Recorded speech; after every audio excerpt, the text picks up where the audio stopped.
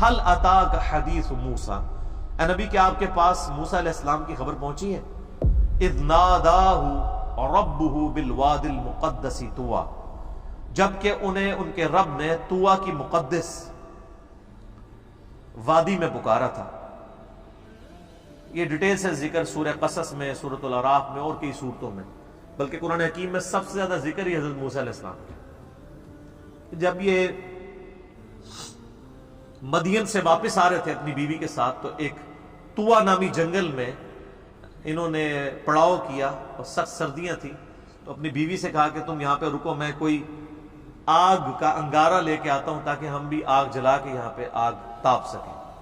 پرانے زمانے میں تو ظاہر ہے اس طرح ماچس وغیرہ تو نہیں ہوتی تھی، اور پتھروں کے ساتھ آگ جلانا ایک مشکل کام تھا۔ سب سے آسان ذریعہ یہ تھا کہ جہاں پہ آگ جل رہی ہو تو وہاں سے آگ کا کچھ حصہ لیا جائے۔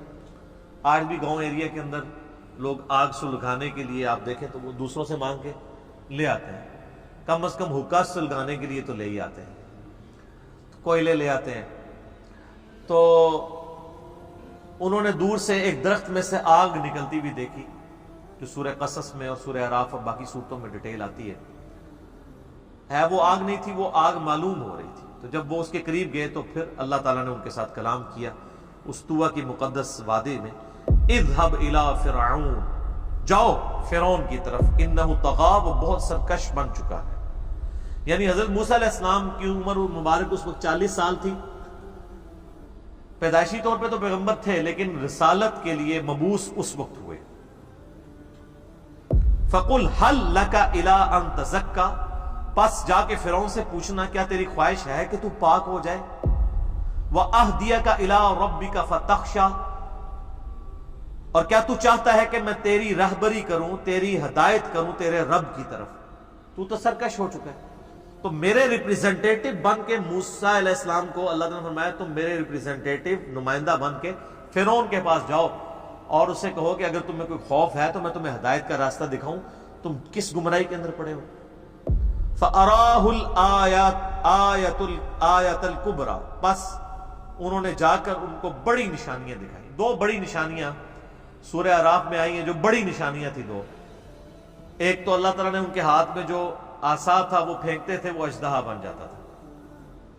پلانٹ کنگڈم اینیمل کنگڈم میں بدل رہا ہے۔ انبلیویبل چیز ہے یہ، سائنٹیفکلی امپاسبل ہے، یہ معجزہ ہی ہو سکتا ہے، عقل کو عاجز کرنے والی چیز۔ اور دوسرا، وہ اپنا ہاتھ اپنی بغل میں یوں داخل کرتے تھے، یوں نکالتے تھے تو گویا وہ سورج کی طرح روشن ہو جاتا تھا، حد نگاہ تک روشنی، کبھی کوئی انسان کر کے تو نہیں دکھا سکتا۔ تو یہ دو بڑے معجزات تھے جو حضرت موسیٰ علیہ السلام کو نشانی کے طور پہ اللہ تعالیٰ نے دیے کہ اس کی بنیاد پہ وہ کلیم کریں کہ میں اللہ کا ریپریزنٹیٹو ہوں۔ تو اس نے تو ظاہر ہے اس کی تو مت ماری ہوئی تھی، اس کی چودراہٹ سٹیک پہ لگی ہوئی تھی، اس نے بھی سمجھا کہ شاید یہ کوئی جادوگر ہے، اور پھر آپ کو پتا ہے اس نے جادوگروں کو اکٹھا کیا اور ایک دن مقرر کیا، انہوں نے اپنی رسیاں پھینکی، وہ لوگوں کو سانپ نظر آئیں حالانکہ سانپ نہیں تھی۔ پھر موسیٰ علیہ السلام کو اللہ نے وحی کی، انہوں نے اپنا عصا پھینکا، وہ ساری رسیوں کو، جو ہے رسیاں تھیں لیکن لوگوں کو سانپ نظر آ رہی تھی، نظر کے دھوکے کی وجہ سے نگل گئی۔ تو جادوگر تو فوراً ہی مان لیا، ان کو پتا چل گیا کہ یہ جادوگر نہیں ہے، اور جس نے جادوگر ہائر کیے ہوئے تھے اس نے بجائے بات قبول کرنے کے اس نے نیا لیم ایکسکیوز ڈیوائز کر لیا، اس نے کہا کہ یہ موسیٰ لگتا ہے تمہارا ہی بڑا ہے، تمہیں بھی اس نے ہی سکھایا ہوا۔ دیکھیں کیا کدھر کی بات کدھر لگا دی۔ جب بات نہ ماننی ہو دل بے ایمان تے اجتا ٹیر، جب بات نہ ماننی ہو تو آپ جھوٹے بہانے بے شمار گھڑ لیں۔ فَأَرَاهُ الْآيَةَ الْكُبْرَىٰ، پس موسیٰ علیہ السلام نے جا کر بڑی بڑی نشانیاں ان کو دکھائیں فرعونیوں کو۔ فَكَذَّبَ وَعَصَىٰ، لیکن اس نے جھٹلایا اور نافرمانی کی روش اختیار کر لی۔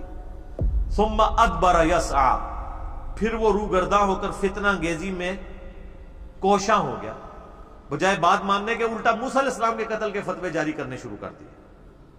فحشر فنادا، پھر اس نے ساری اپنی جو سلطنت کے لوگ تھے ان کو جمع کیا۔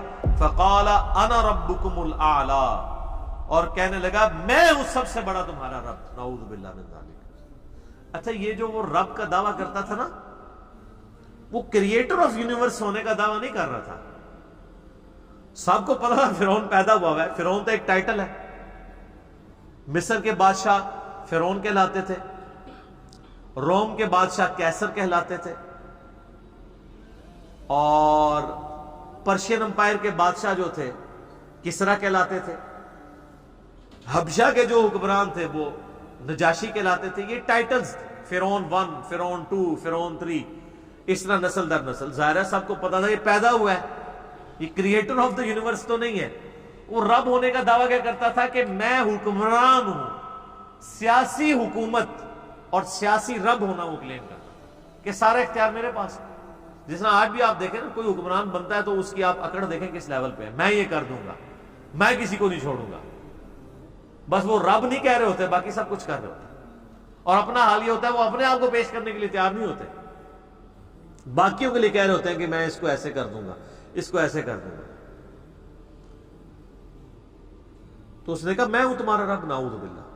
اور سورہ الزخرف میں ڈیٹیل ملتی ہے کہ وہ پھر کہتا ہے کہ دیکھو یہ جتنا نہری نظام ہے مصر کا، جو دنیا کی زرخیز ترین سرزمین تھی اس وقت بھی اور آج بھی، اسی لیے تو مصر پھر تمدن میں بہت اوپر چلا گیا تھا نا.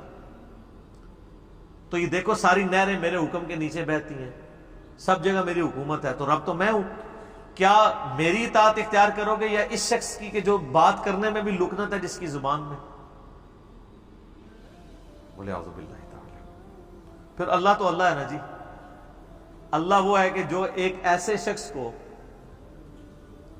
جس کی زبان میں بھی لکنت ہے، اس سے 300 سال کی فرعونیوں کی حکومت الٹوا دیتا ہے. نہتا شخص سیدنا موسیٰ علیہ السلام، کیونکہ پیچھے اللہ ہے نا.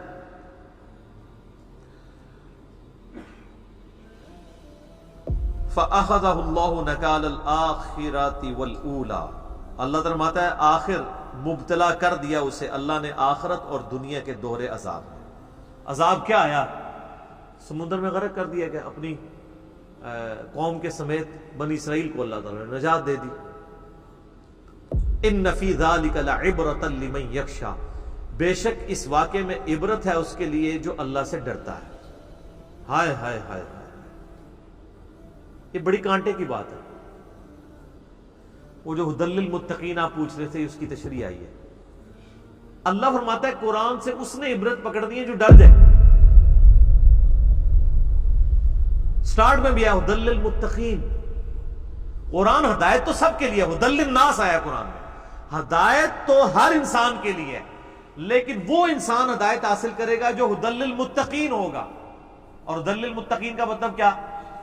ڈر جانے والا، جس نے زندگی میں ایک دفعہ بھی سیریسلی یہ چیز سوچی کہ مجھے میری مرضی کے بغیر جس نے پیدا کیا وہ میرے ساتھ کچھ بھی کر سکتا ہے، مجھے مرنے سے پہلے پہلے اسے راضی کرنا ہے. اس کے دل میں ڈر پیدا ہوگا نا. انسان کی زندگی میں سب سے بڑا ڈر یہی ہے کہ میں کدھر سے آیا ہوں، مجھے کس نے پیدا کیا ہے، میرا اوریجن کیا ہے، میرے ساتھ آخر میں کیا ہونا ہے. اسی پرپز آف لائف کو جو لوگ تلاش کرتے ہیں وہ گاڈ تک پہنچ جاتے ہیں.